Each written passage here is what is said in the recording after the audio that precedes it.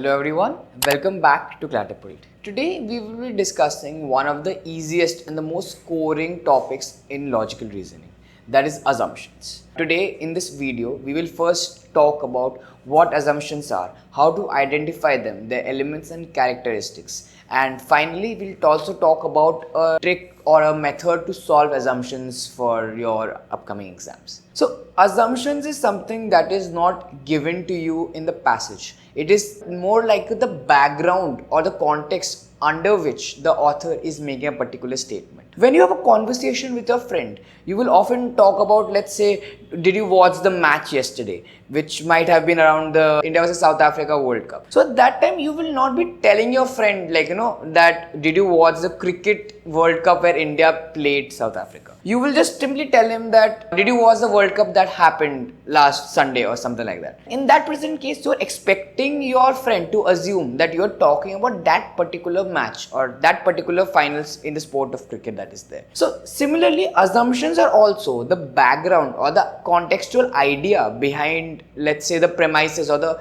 facts or the arguments put forward by the author in his passages. There are essentially few elements that will help us understand or recognize what these assumptions are. The first is being unstated.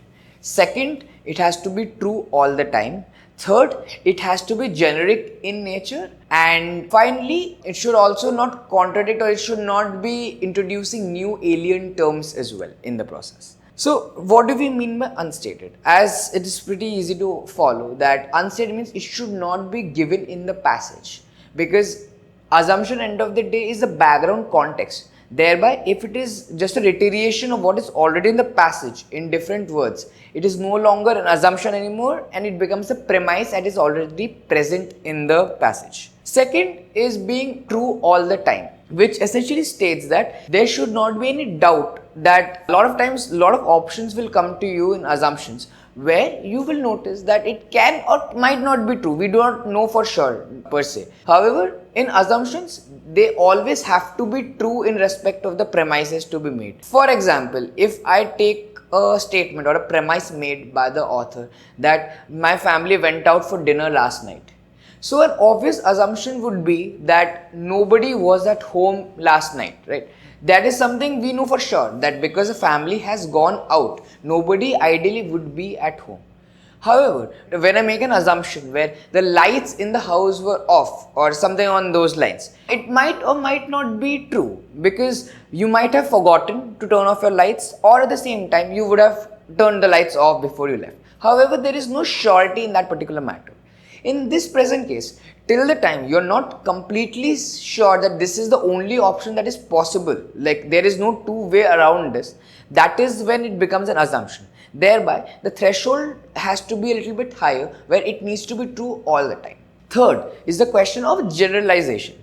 So a very obvious question is going to come that since this is unstated, it is not found in the passage, we all think differently as to what the author might be thinking or what the background context should be, because all of us think differently at the end of the day, and at the same time this is a multiple choice question. It is not where we have to answer in like a sentence or something like that. So the question arises that how essentially do we find an answer that is in an MCQ or a multiple choice question where different people are using their own thoughts and thinking processes to identify what an assumption is. The answer to this is very simple. It is something, the assumptions have to be so generic in nature where everybody would process the same set of information in the same manner. There should not be any subjectivity per se when I am finding an assumption in my options. One of the simple ways out is when, let's say, an option gives you an example or a proper noun as an assumption.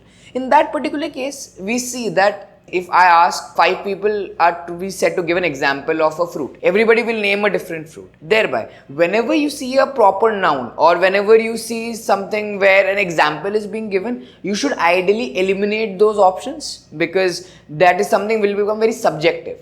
Thereby, assumptions have to be objective in nature where everyone follows or has the same thought process reading the information at hand. Finally comes is the question of alien terms. So a lot of times it is a very good trick question that we find in a lot of our CLAT past papers as well, that the essence or the assumption is correct, an extra word that was not introduced anywhere in the passage is being introduced. In that particular cases, wherever you see an alien term, it will not be an assumption because we do not know the exact meaning of the word, because alien term would be something which is more proper noun or something that needs some explanation in the context. While we might know what the word means as a whole, but we do not know the standard or essentially the threshold that under which we have to follow that particular word.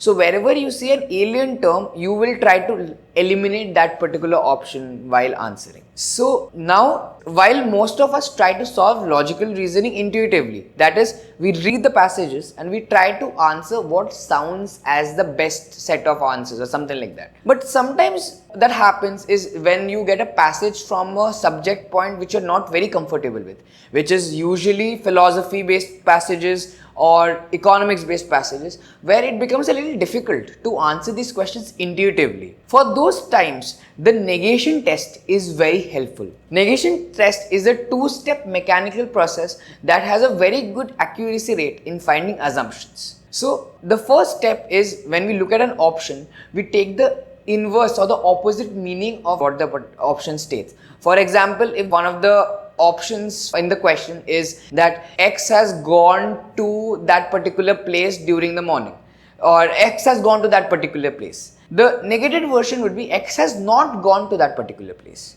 So the first step is essentially take the inverse meaning or the negated meaning of that particular option. The second step is seeing that once the negated statement has been made, can I still make the premise that the author has made or not? So like I mentioned, that assumptions essentially is the background, the context. So if from a flowchart point, from a perspective, we will always start with an assumption and then flow into a premise. So we need to check whether the negative statement is denying us from actually making that particular premise that has been made by the author. So this is going to be easy to understand with an example. So consider this statement. The government has declared that it shall pay rupees 1 lakh compensation to the families of victims in railway accidents. This is the statement. Now, an assumption would be that the state has enough funds to provide these compensation. The negated version would be, as you would have rightly guessed, the state does not have the amount to pay such compensation. So thereby, if the state does not have those funds to make the compensation, can the state really make a declaration that they will pay compensation to the people? No, right? So this is essentially what the negation test sees. The moment negated version of an assumption denies us from making a particular statement, in those present case, the assumption becomes implicit. So this essentially was the negation test. So this can be used when you are struggling with understanding the context of the background and try to solve it mechanically with this process. And also it will be there to save some time as well if you are having some difficulty in solving that particular question. There are also different ways by which assumptions have been asked in the previous CLAT questions. The most common one has been which of the following is an assumption. However, there are also some trick questions where the wordings of the question have been phrased a little differently, which is also important to know because these are the traps that a lot of students end up making errors on. One of the ways where the questions has come out is the conclusion depends on which of the following. On bare reading, you will think that it is possibly a conclusion question.